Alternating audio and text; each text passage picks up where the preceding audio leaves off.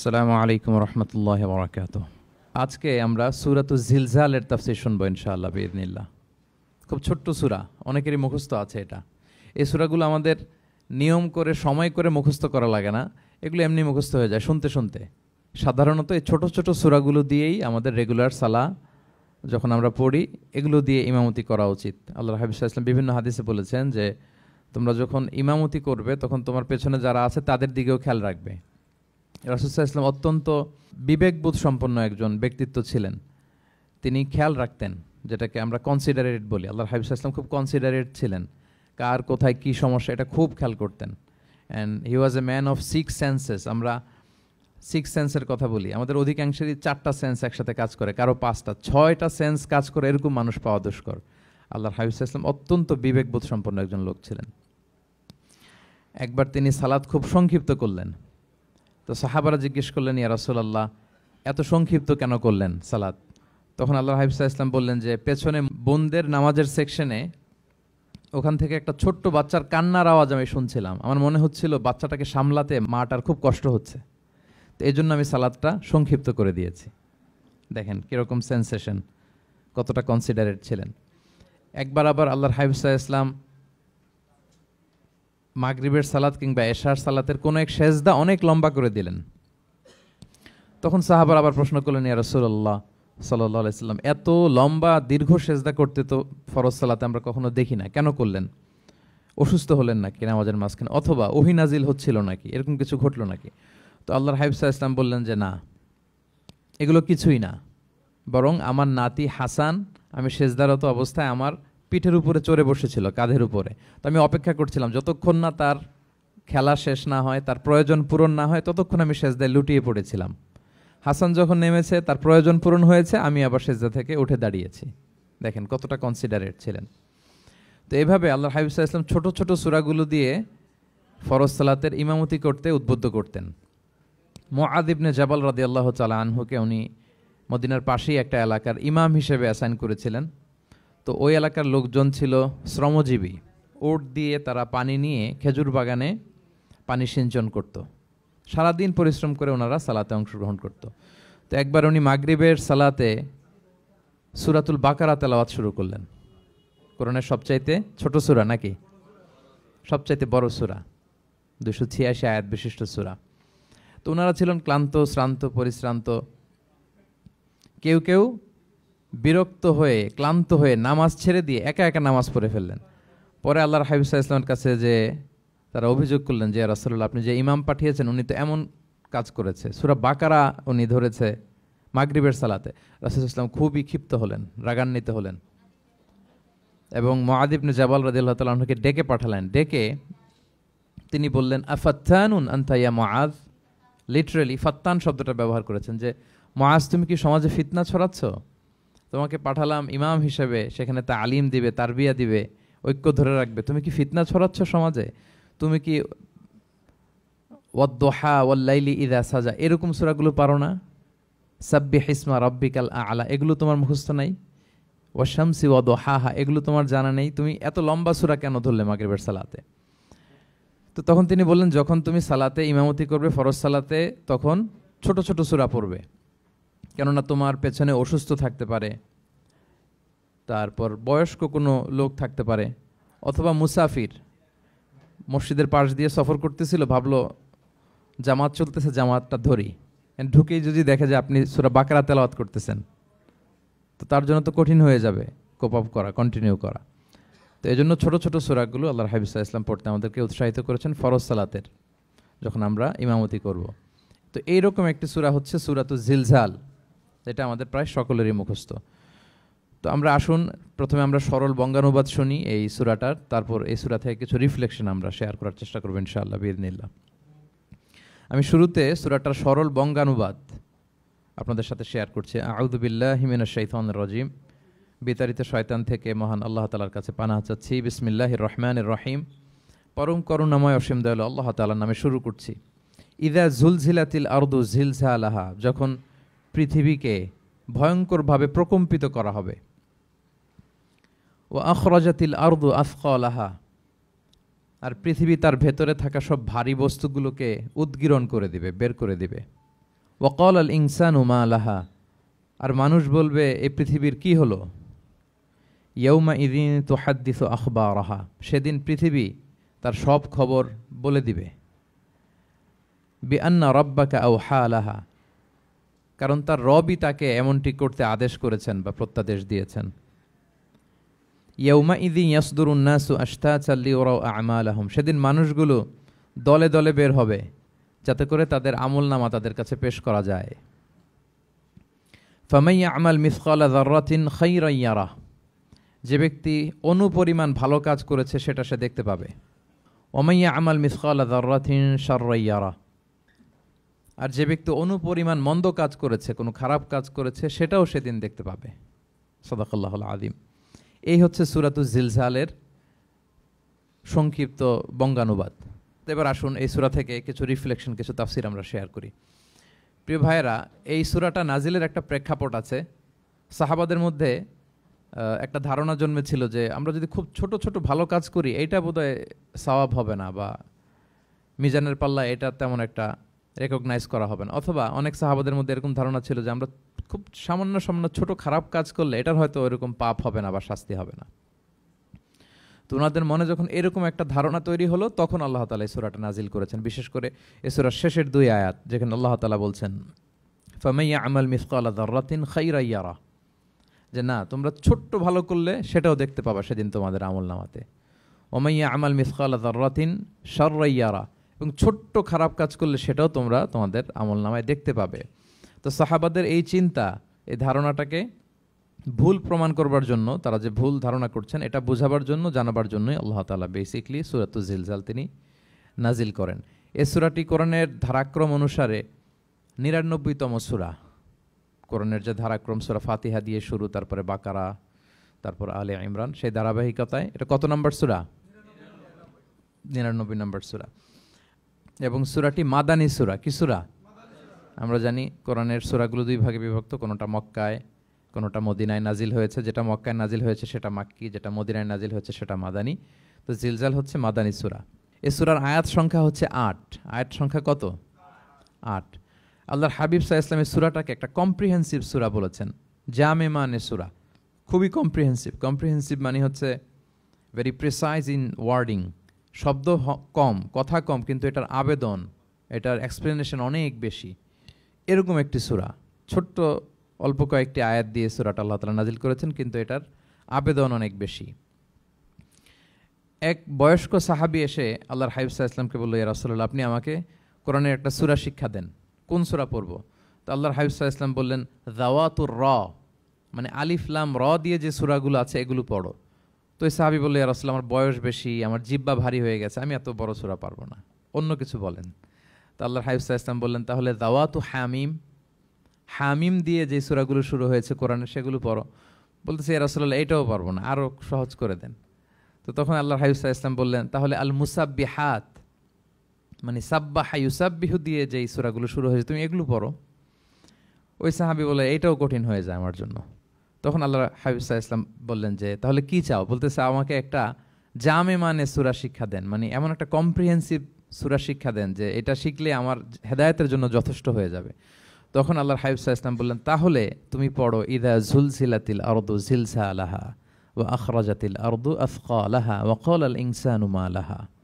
তুমি সূরাতুল জিলজাল তেলাওয়াত করো। তখন থেকেই সাহাবী এই সূরাতুল জিলজাল তেলাওয়াত আরম্ভ করলেন। উনি বললেন যে আমি আর বেশি কিছু পড়ব, শুধু এটাই পড়ব।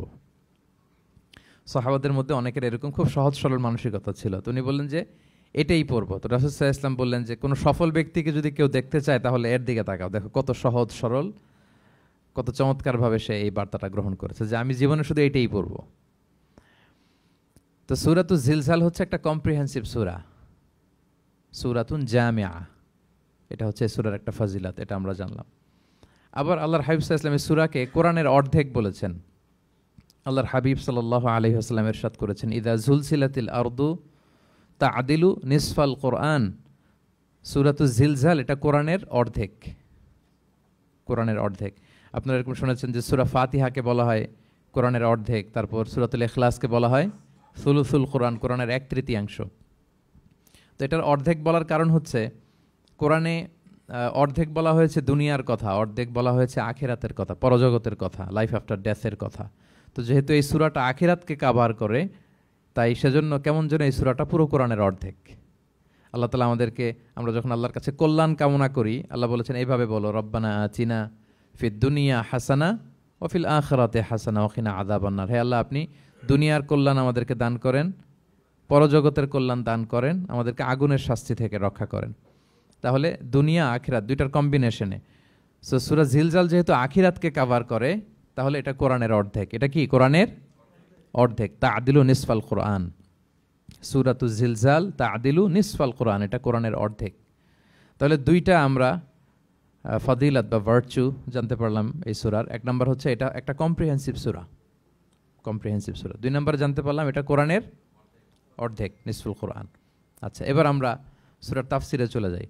আল্লাহ তাআলা ইরশাদ করছেন, ইযা যুলজিলাতিল আরদু জিলজালাহা, যখন এই পৃথিবীটাকে প্রকম্পিত করা হবে। প্রিয় ভাইরা, বেসিকলি এই 8 আয়াত বিশিষ্ট সূরাটার মধ্যে আমরা দুইটা ভাগ করতে পারি। প্রথম 5 আয়াতে আল্লাহ তাআলা কিয়ামতের বিভীষিকাময় পরিস্থিতির একটা চিত্রায়ন এখানে এনেছেন, পিকচারাইজ করেছেন যে কিয়ামতের যে সময়টা হবে এটা কেমন হবে, এটা আল্লাহ তাআলা চিত্রায়িত করেছেন।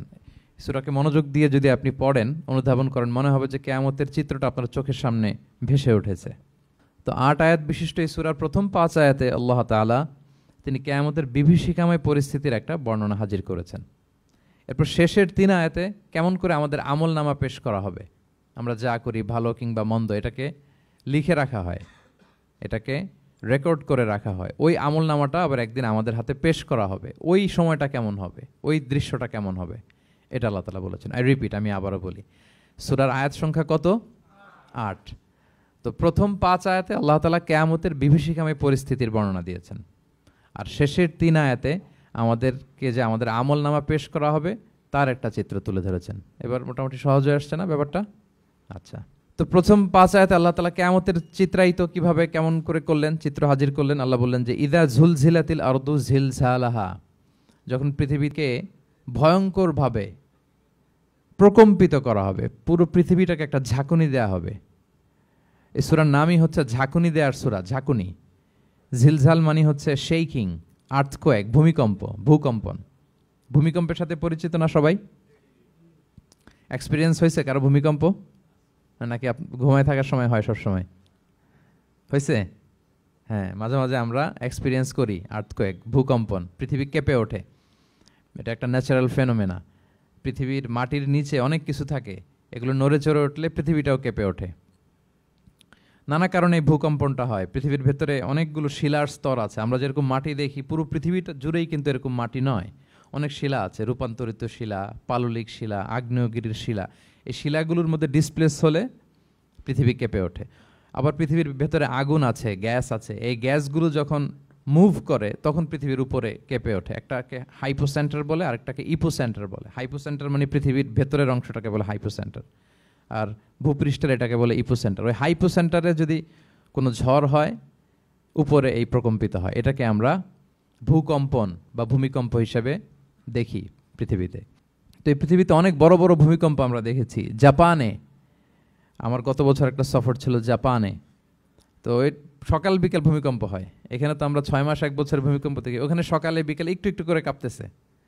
এর কারণ হচ্ছে ওইটা এমন একটা এলাকায় পড়েছে, প্যাসিফিক ফায়ার রিংস বলে, একটা প্লেটের উপর, 7টা ট্যাকটনিক প্লেটের উপর আল্লাহ তাআলা পৃথিবীকে সেট করেছেন। ওই ট্যাকটনিক প্লেটগুলো যদি একটার সাথে একটা ঘর্ষণ হয়, অনেক এনার্জি রিডিউস করে, ওইখান থেকে পৃথিবীর উপরে এরকম ভাইব্রেশন শুরু হয়, এই প্রকম্পনটা শুরু হয়।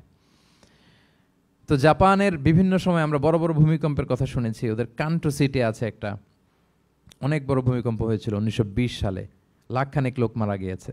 আপনাদের সুনামির কথা মনে থাকবার কথা, সুনামির কথা মনে আছে? কত সালে?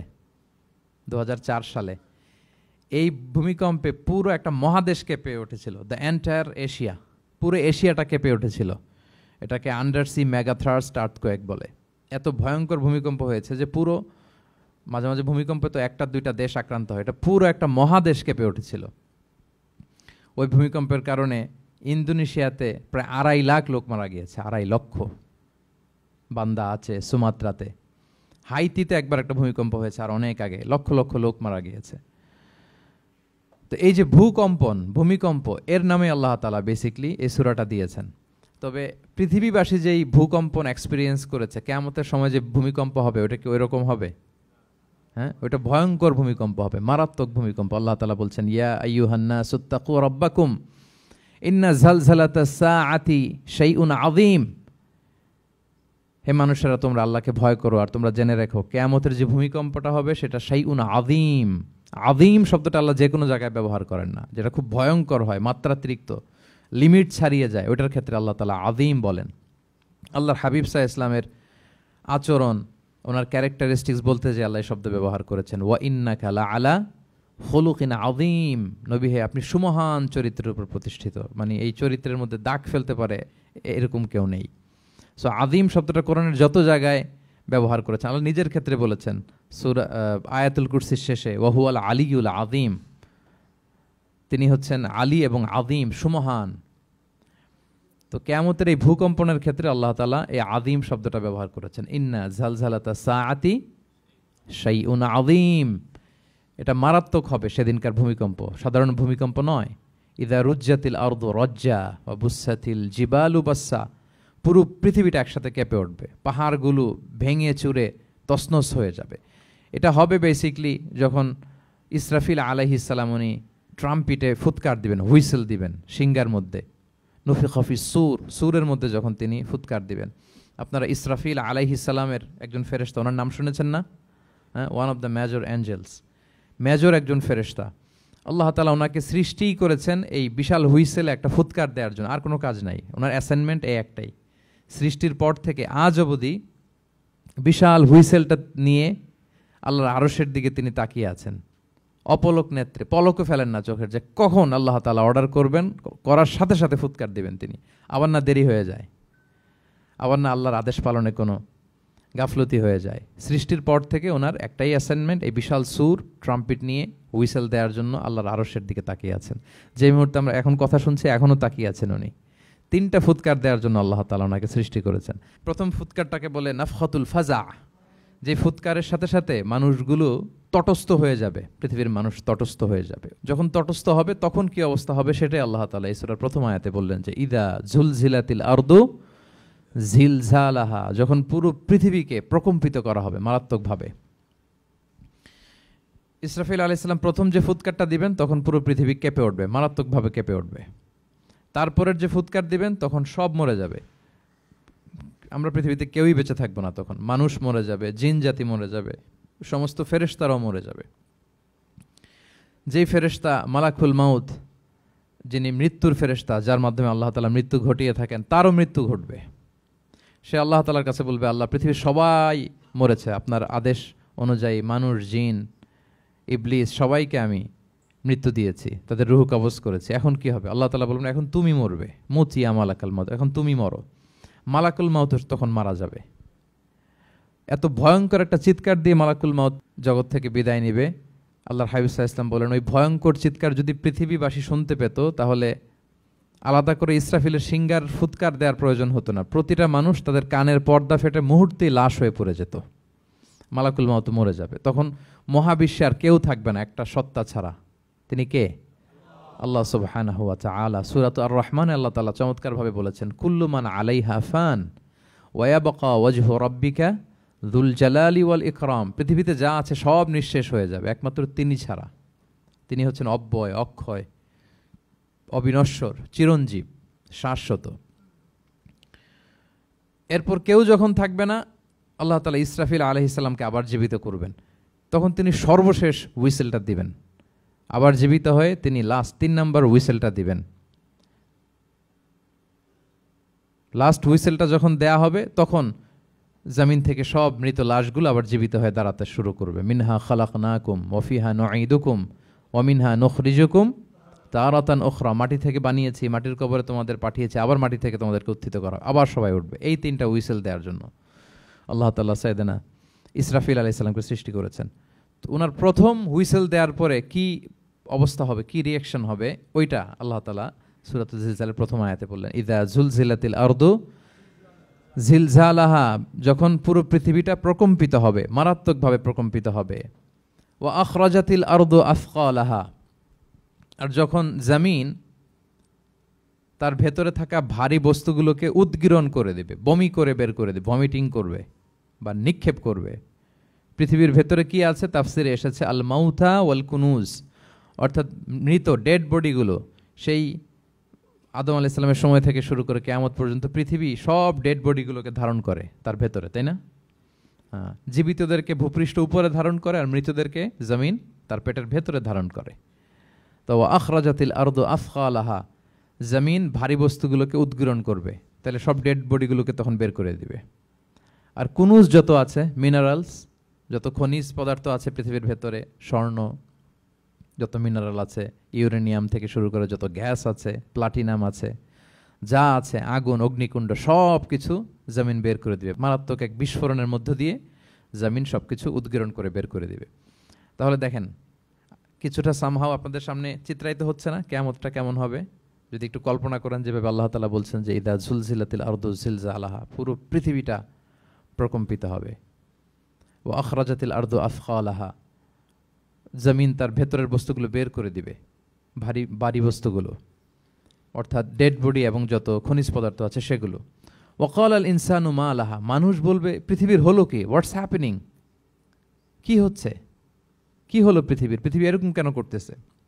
যে আয়াতটা বলেছিলাম যে ইন্না জালজালাতাস সাআতি শাইউন আযীম, সেখানে আল্লাহ তাআলা বলছেন ইয়াউমা তারাউনাহা তাযহালু কুল্লু মুরদিআতিন আম্মা আরদাআত ওয়া তাদউ কুল্লু যাতি হামলিন হামলাহা ওয়া তারান নাসা সুকারা ওয়া মা হুম বিসুকারা ওয়ালাকিন্না আযাবাল্লাহি শাদীদ।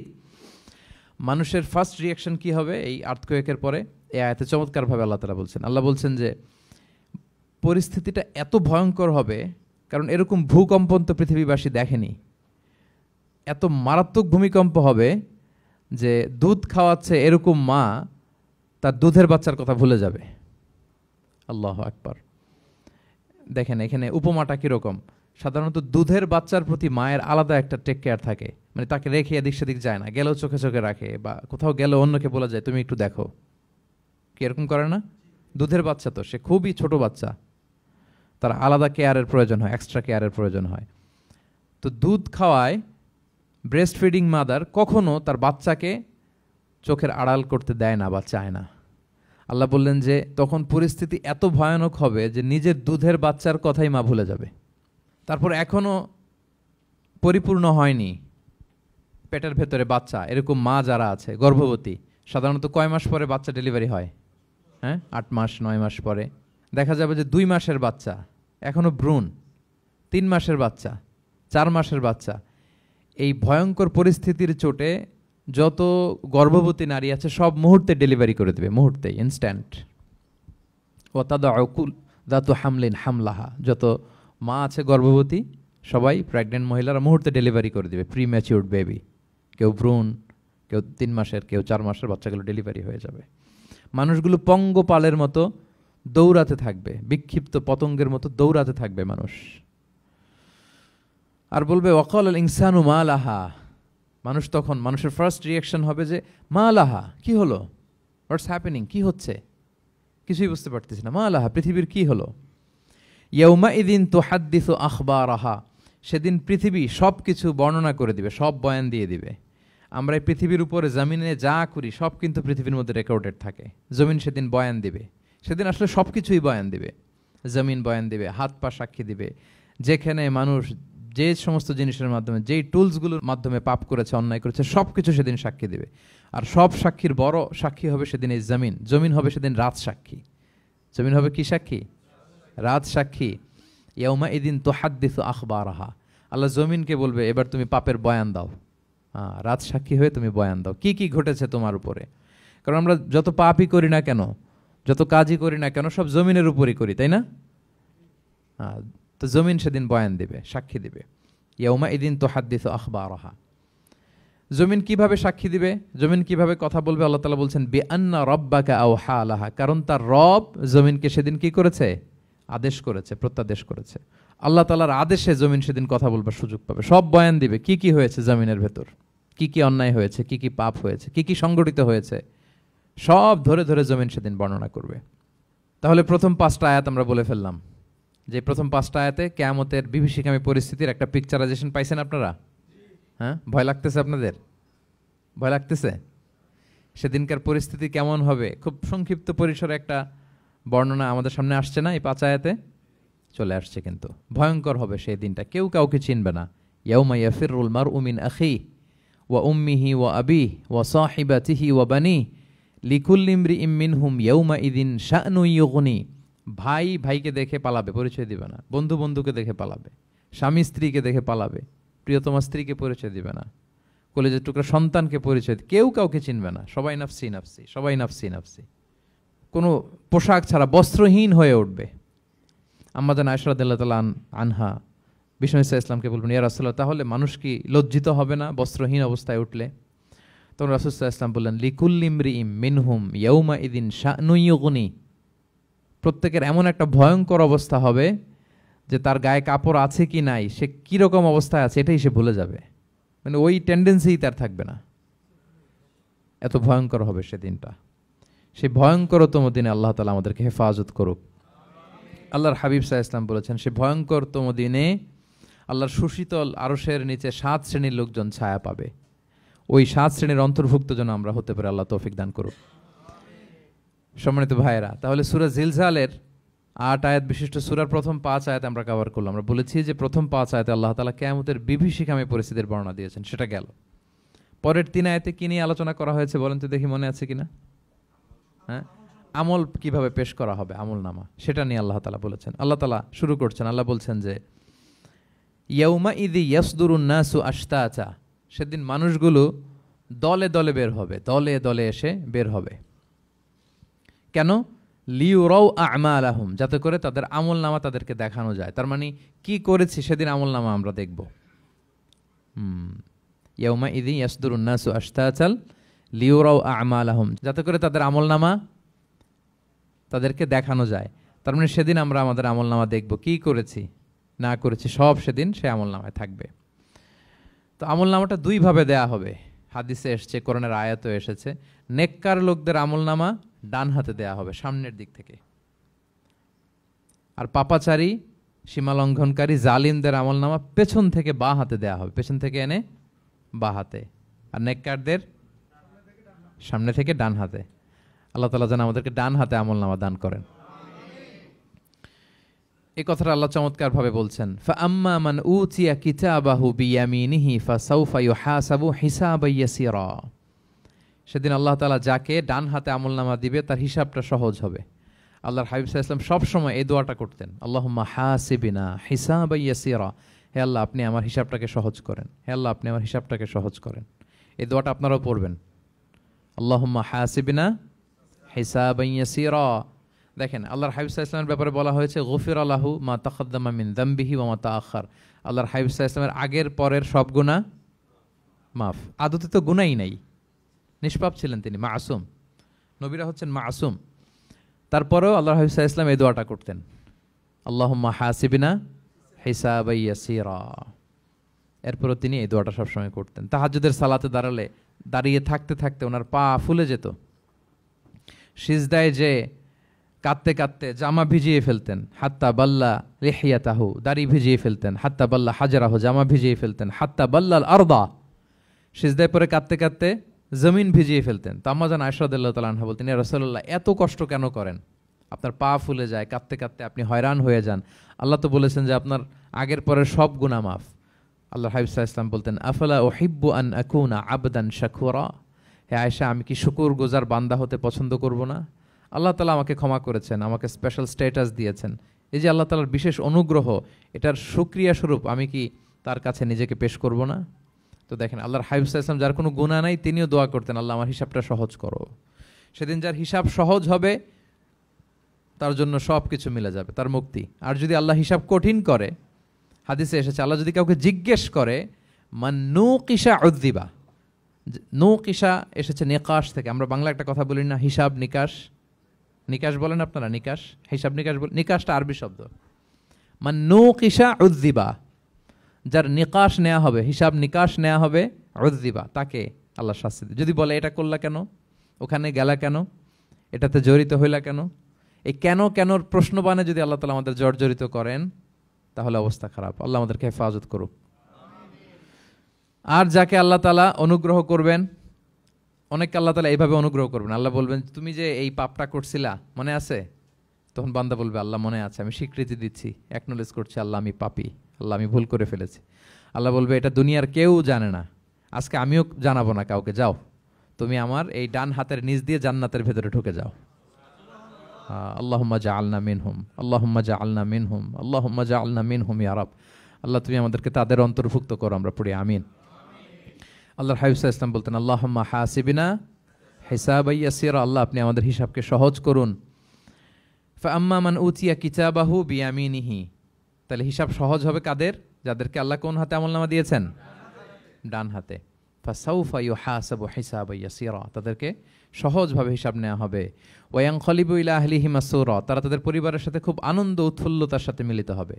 আর ওয়া আম্মা মান উতিয়া কিতাবাহু ওয়ারাআ যাহরি, আর যাদেরকে পেছন থেকে আমলনামা দেয়া হবে বা হাতে, ফাসাউফা ইয়াদউ সুবুরা, তারা মৃত্যু কামনা করবে, সেদিন মৃত্যু, ধ্বংস কামনা করবে তারা, নিজেদের ধ্বংস। ওয়ায়াসলা সাঈরা, আর তারাই জাহান্নামে অন্তর্ভুক্ত হবে, জাহান্নামে তারাই প্রবেশ করবে। বলে আয়াযু বিল্লাহ, নাউযু বিল্লাহ, আল্লাহ আমাদেরকে তুমি হেফাজত করো। তাহলে আমলনামার পর্বটা কেমন হবে? আল্লাহ বলছেন ইয়াউমা ইযি ইয়াসদুরুন নাসু আশতাত, দলে দলে মানুষ উঠবে, কবর থেকে আসবে, লিউরাউ আমালাহুম, যাতে করে তাদের আমলনামা তাদেরকে দেখানো হয়। আর আমলনামা কারো আসবে সামনে থেকে ডান হাতে, কারো আসবে, আমরা যেন ডান হাতে পাই নাকি? এই ফরিয়াদ, এই প্রার্থনা আমরা আল্লাহর কাছে করি। এবার আমলনামা পেয়ে গেলাম আমরা সবাই হাতে, এবার আল্লাহ তাআলা আমাদেরকে বলবেন তোমরাই একটু পড়ো তোমাদের আমলনামা। ইকরা ইকরা কিতাবাকা কাফা বিনাফসিকা আল-ইয়াউমা আলাইকা হাসিবা, পড়ো তোমার আমলনামা, হিসেবের জন্য তুমিই যথেষ্ট আজকে। ধরেন আজকে আপনার গণিত পরীক্ষা গেছে, ধরেন অঙ্ক পরীক্ষার পরে যার খুব কনফিডেন্স ভালো, ভালো গণিত জানে, সে আসলে আগে থেকেই জানে যে আমি 100তে 100, তার একটা নিজের হিসেব নিকেশ আছে না নাকি? হ্যাঁ। আর ধরেন যে যার গণিত মিলে নাই, পরীক্ষা ভালো হয় নাই, যে হচ্ছে খুব খারাপ ছাত্র, একেবারে লাড্ডু গুড্ডু মেরে আসছে, ও নিজেও জানে এটার ফল প্রকাশের জন্য এত ওয়েট করা লাগে না, তার একটা হিসাব নিকেশ আগে থেকে জানা আছে যে আমার দিয়ে তো কিছু হবে না, আমার অন্য চিন্তা করতে হবে। ফলাফল রেজাল্ট আসে নাই, কিন্তু সে নিজেও জানে যে সে 00 পাবে। আর যে গণিতে খুব ভালো, হ্যাঁ, সব তার গণিত মিলে গেছে, রেজাল্টের আগে থেকেই সে জানে যে আমার 100 থেকে 100 কেউ এটা থামাতে পারবে না। তো আমরা আসলে কে কি করেছি, আমাদের কি আমলনামা, সেদিন তো আমরা পাবো, কিন্তু তার আগে আমাদের নিজেদেরও একটা বন্দোবস্ত, হিসেব নিকেশ, বোঝাপড়া আছে না নাই বলেন? আমরা জানি আমরা কে কি করেছি আমরা জানি। আল্লাহ নিজেদেরকে তখন দায়িত্ব দিয়ে বলবেন ইকরা কিতাবাকা কাফা বিনাফসিকা আল-ইয়াউমা আলাইকা হাসিবা, পড়ো তোমার আমলনামা, ইকরা, পড়ো। এবার তুমি মার্কিং করো, তোমাকে আমি মার্কিং করার আগে তুমি একটু করো দেখি তুমি কি করেছো, তুমি একটু মার্কিং করো। তো আমলনামা পাওয়ার পরে আমাদের যে প্রতিক্রিয়া হবে সেটা আল্লাহ কোরআনে তুলে ধরেছেন। আল্লাহ তাআলা বলছেন যে মানুষ বলবে মালি হাযাল কিতাবি লা ইউগাদিরু সগীরাতান ওয়ালা কাবীরাতান ইল্লা আহসাহা, এটা কেমন আমলনামা, ছোট বড় কোনো কিছু মিসিং হয় না এখানে। আল্লাহু আকবার, কিছু মিস হয় নাই। অনেক কিছু আপনারও মনে নাই, কিন্তু দেখার পরে মনে হবে। ধরেন ঠিক এই মুহূর্তে গত বছর রমাদানের এই দিনে আমরা কোথায় ইফতারি করছিলাম, হুট করে জিজ্ঞেস করলে আমি বলতে পারবো? বলতে পারবেন আপনি? কিন্তু হিসাব কেউ মিলাই দিলে তখন মনে করবে ও তাই তো, আমি তো ওই সময় এটা করছি, ওই সময় তো ওইখানে ছিল। আমলনামা দেখে মানুষের ফার্স্ট রিয়াকশন হবে মালি হাযাল কিতাবি লা ইউগাদিরু সগীরাতান ওয়ালা কাবীরাতান ইল্লা আহসাহা, এটা কেমন আমলনামা, সব মিলে যাচ্ছে, তাই তো, এমনটাই তো করেছি আমি। সগীরাতান ওয়ালা কাবীরা, ছোট বড় তুচ্ছ নগণ্য সব আল্লাহ তাআলা তুলে ধরেছেন সেখানে, সব আমলনামায় তুলে ধরেছেন। মুমিনরা তো আমলনামা পেয়ে মহা খুশি, তাদের চেহারা হবে সেদিন উজ্জ্বল, প্রফুল্ল, প্রস্ফুটিত। উজুহু ইয়াউমাইযিন মুসফিরা দাহিকাতুম মুস্তাবশিরা, উজ্জ্বল থাকবে তাদের চেহারা।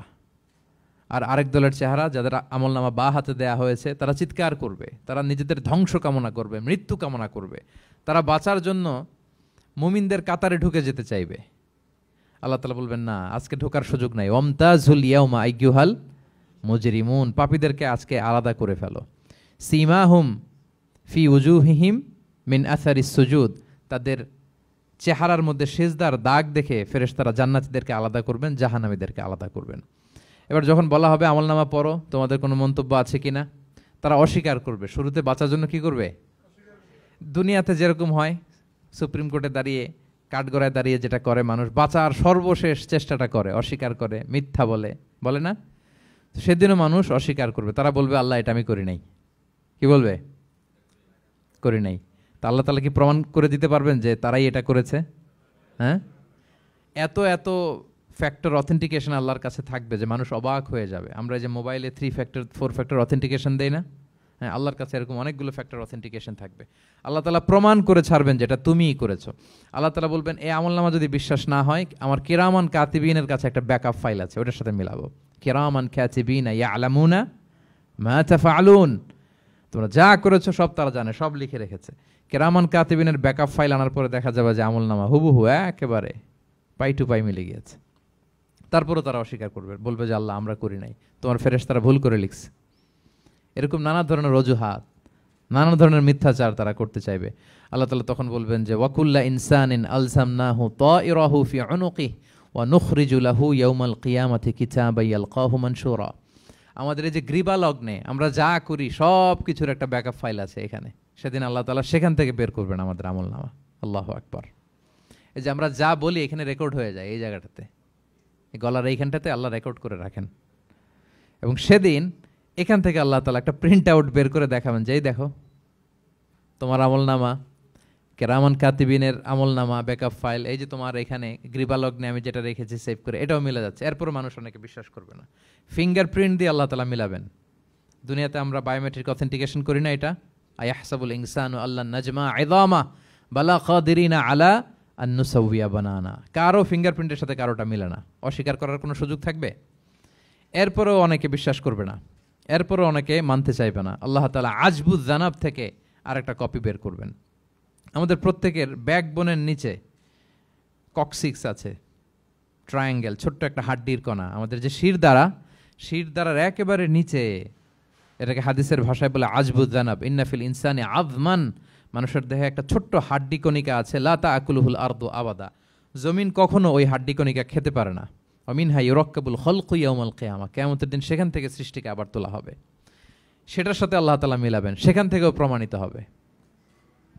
এরপর আল্লাহ তাআলা ভিডিও রেকর্ড দেখাবেন। ওয়াকুল্লা শাইইন আহসাইনাহু ফি ইমামিম মুবিন নামক ভিডিও রেকর্ডার দিয়ে, তখন আপনি সরাসরি দেখবেন যে এই তো আপনি ওই জায়গায় গিয়েছেন, এই তো আপনি পাপ কাজ করেছেন, এই তো আপনি অন্যায় কাজ করেছেন, এই তো আপনি জুলুম করেছেন, এই তো সীমালঙ্ঘন করেছেন, সব কিছু আপনি একেবারে ভিজুয়াল প্রেজেন্টেশন, আর অস্বীকার করার কোনো সুযোগ থাকবে না। তারপরেও যারা অস্বীকার করবে যে আল্লাহ আমি করি নাই, আল্লাহ বলেন আলিয়াউমা নাখতিমু আলা আফওয়াহিহিম ওয়া তুকাল্লিমুনা আইদিহিম ওয়া তাশহাদু আরজুলুহুম বিমা কানু ইয়াকসিবুন। সেদিন তার মুখকে আমি সিলগালা করে দেব, আর সুযোগ দেওয়া হবে না। অনেক অস্বীকার করেছো, তার হাত সাক্ষী দিবে, তার পা সাক্ষী দিবে। সেদিন আল্লাহ তাআলা প্রমাণ করেই ছাড়বেন যে এই পাপ তুমি করেছো। তাহলে আমলনামা কিভাবে আল্লাহ দিবেন? আল্লাহ বলেন ইয়াউমা ইযি ইয়াসদুরুন নাসু আশতাতা, দলে দলে আসবে, লিউরাউ আ'মালাহুম, যাতে করে তাদেরকে আমলনামা দেখানো হয়। ফামাইয়া আমাল মিসকালা যাররাতিন খাইরান ইয়ারা, অনুপরিমাণ ভালো করেছো তো সেটা তুমি দেখতে পাবে, অনুপরিমাণ খারাপ করেছো তো সেটাও তুমি দেখতে পাবে। যাররা মানে হচ্ছে অণু, অ্যাটম, বস্তুর ক্ষুদ্রতম একক, একেবারে অণুর কথা আল্লাহ তাআলা বলেন যে একেবারে ছোট্ট কাজ সেটাও তুমি দেখতে পাবে, ছোট্ট খারাপ কাজ সেটাও দেখতে পাবে। আমরা অনেক সময় ছোটখাটো জিনিসগুলোকে গুরুত্ব দেই না। আল্লাহর হাবিব সাল্লাল্লাহু আলাইহি ওয়াসাল্লাম বলেছেন ওয়ালা তাহকিরান্না মিনাল মা'রুফি শাইআ ওয়ালাউ আন তালকা আখাকা বিওয়াজহিন তালিক, তোমরা কোনো ছোট ভালো কাজকে এটাকে আন্ডারমাইন করো না, ছোট মনে করো না। যে কোনো ভালো কাজ হোক এটাকে ছোট করবো না। ইভেন তুমি তোমার ভাইয়ের সাথে দেখা হলো যে মুচকি হাসি দিয়ে কথা বলো, এটারও তুমি মনে করো না যে এটা কাজে লাগে, এটাও কাজে লাগবে। এটাও সেদিন মিজানের পাল্লায় তোমার নাজাতের বড় মেজর একটা ওসিলা হয়ে যেতে পারে। আপনি যে আপনার ভাইয়ের সাথে মুচকি হাসি দিয়ে কথা বলেন, এটা সাদাকার সওয়াব হয়। Your smile to your brother, it's a charity. তাবাসসুমুকা ফি ওয়াজহি আখিকা সাদাকা, দেখলেন সালাম দিলেন, একটা মুচকি হাসি, এটা সাদাকা দেওয়ার সওয়াব। সুবহানাল্লাহ, এটাও সেদিন কাজে লেগে যাবে। সো ফামাইয়া আমাল মিসকালা যাররাতিন খাইরান ইয়ারা ওয়া মাইয়া আমাল মিসকালা যাররাতিন শাররান ইয়ারা, ছোট্ট ভালো কাজ যদি করো সেটাও দেখবে, ছোট্ট খারাপ কাজ যদি করো সেটাও দেখতে পাবে। যত ছোট ভালো কাজ করেন, রাস্তায় একটা ধরেন যে কলার ছোলা পড়েছিল, ভাবলেন যে এইটা সরাই দেয় একটু, আমি ইমাতাতুল আদা আনিত তরিক হবে, মানুষ পিছলে পড়লে পা ভাঙবে, তো এই ময়লাটা একটু সরাই দিলেন। কলার একটা ছোলা পড়েছিল, খোসা এটা ফেলে দিচ্ছেন, দেখবেন যে ওই দিন এটাও রেজিস্টার করা আছে, এটাও লেখা। একজনকে মুরব্বী একজন আসছে, আপনার বসার সিট ছিল, ওনার সিট ছিল না, উঠে দাঁড়িয়ে তাকে বসার সুযোগ করে দিয়েছে, ওই দিন দেখবেন যে এটাও লেখা, এটার জন্য অনেক সওয়াব রেজিস্ট্রেশন করা আছে। একজন রাস্তা দিয়ে যাচ্ছিল, জিজ্ঞেস করতেছে ভাই যে এই জালান অমুকটা কোথায়, তো আপনি বলে দিলেন যে জালান গুম্বাকটা তো এইদিকে, তো সে আপনার কারণে ওই দিন সঠিক পথে যেতে পারলো। আপনার কাছে মনে হয়েছে ছোট্ট ফিউ সেকেন্ডসের একটা নেক কাজ, কিন্তু সেদিন দেখবেন আমল নামায় সেটাও লেখা। আবার এরকম ছোট্ট ফামাইয়া আমাল মিসকালা যাররাতিন শার, ছোট্ট আপনি একটা গালি দিয়েছেন কাউকে, কারোর ব্যাপারে, এর ব্যাপারে ওর কাছে যে কান ভারী করছেন, ফেসবুকে একটা বাজে কমেন্ট করে দিয়েছেন, দেখার কেউ নাই, ধরার কেউ নাই, দিলাম একটা গালি, দেখবেন যে ওই দিন সব একেবারে ক্ষুদ্র থেকে ক্ষুদ্রতর অনুপরিমাণ খারাপ কাজ, ভালো কাজ সব সেদিন আমলনামায় তুলে রাখবে কে? আল্লাহ সুবহানাহু ওয়া তাআলা, তিনি সেদিন আমলনামায় সব তুলে রাখবেন। সো আমরা কোনো ভালো কাজকে যেন তুচ্ছ মনে না করি, কোনো খারাপ কাজের সাথে যেন জড়িত না হয়, যত ছোট হোক। শয়তানের ওয়াসওয়াসায়, প্রবৃত্তির ধোকায় পড়ে, নফসের ধোকায় পড়ে কখনোই যেন পাপের কাজে আমরা পা না বাড়াই, এবং প্রত্যেকটা পাপকেই যেন আমরা ভয়ঙ্কর মনে করি যে না, এটা আমার জন্য কাল হয়ে দাঁড়াতে পারে। আর প্রতিটা ভালো কাজ করার ক্ষেত্রে যেন আমরা প্রতিযোগিতা করি, আর এই মাইন্ডসেট যেন থাকে যে না, এটা আমাকে বাঁচাতে পারে সেদিন। কি বলেন, ঠিক কিনা? তাহলে আল্লাহ তাআলা শেষ করলেন ফামাইয়া আমাল মিসকালা যাররাতিন খাইরান ইয়ারা। প্যাস লেগে যায় না? লেগে যায়, স্বাভাবিক। আগে খাইরান, পরে শাররান। অনুপরিমাণ ভালো করলে সেটাও সে সেদিন কি পাবে, অনুপরিমাণ খারাপ করলেও পাবে। দেখেন, এটা একটা আশা জায়গা নিয়েছে আমাদের, কিন্তু হোপফুল করে, তাই না? আমরা অনেক সময় এমন হয় যে ভালো কাজ করছি, কেউ দেখে নাই। হ্যাঁ, আপনি এই আয়াতটা খেয়াল করবেন যে না, কেউ দেখে নাই, কিন্তু দেখেছে কে? আল্লাহ দেখেছেন, উনি দেখলেই চলবে, আমার আমলনামা এটা ঠিকই থাকবে। কোনো এক কারণে সমাজের সবাই আপনাকে ভুল বুঝেছে, misunderstanding, everyone got you wrong, আসলে আপনি ঠিক ছিলেন। সবাই পরিস্থিতি, সামাজিক, এটা সেটা, এরকম হয় না যে সবাই ভুল বুঝতেছে, আসলে আপনি ঠিকই করছেন।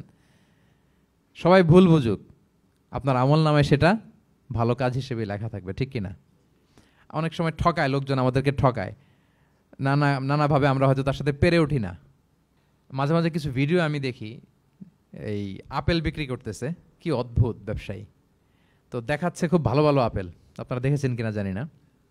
সে আবার ওই পলিথিনের ভেতরে পচা নষ্ট আপেলগুলোর কয়েকটা প্যাকেট করে রাখে, তো আপনি বেছে বেছে যেই ভালো আপেলে দিবেন সেটাই সে নিয়ে প্যাকেটে দিয়ে দিচ্ছে। মাপটাপ করার পরে আপনি যখন টাকা বের করতেছেন বা অন্যমনস্ক, হুট করে সে ওই পচা আপেলের ওইটা, আপনার একই পলিথিন, একই ওজনের তার একটা হিসাব থাকে, ওইটা ধরাই দিচ্ছে।